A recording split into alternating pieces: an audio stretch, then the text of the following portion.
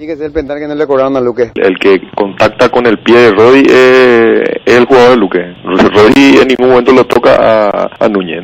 Rodri puntea la pelota y el que impacta con el pie de Rodri es Núñez, ¿verdad? No entiendo dónde podría ser penal esa jugada, ¿verdad? Pero realmente lo de ayer, con el vaso, realmente nos sentimos robados, esa es la palabra, porque creemos que una jugada puntual como la de ayer, o como la de partido contra Sol, o contra Libertad, al final terminan repercutiendo en el resultado final, siendo que el equipo había hecho un gran esfuerzo, y que te vengan y que te sancionen supuestas faltas en donde no existen, o supuestas manos con las cuales no existen. Realmente nos sentimos sin fuerzas de ganas de trabajar. Yo en lo personal, Bruno, soy bien sincero, la verdad que me quita mucha fuerza, no da ganas de seguir.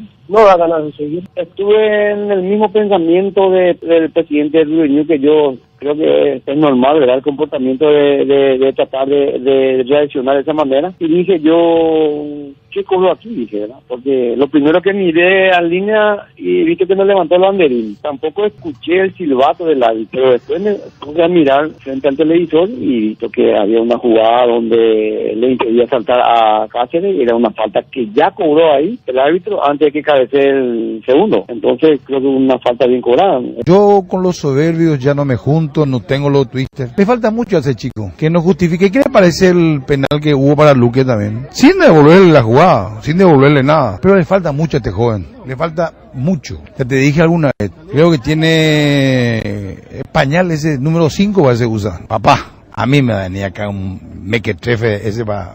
Por favor. Es el presidente de un gran club, pero le queda grande el cargo. Es un re payaso.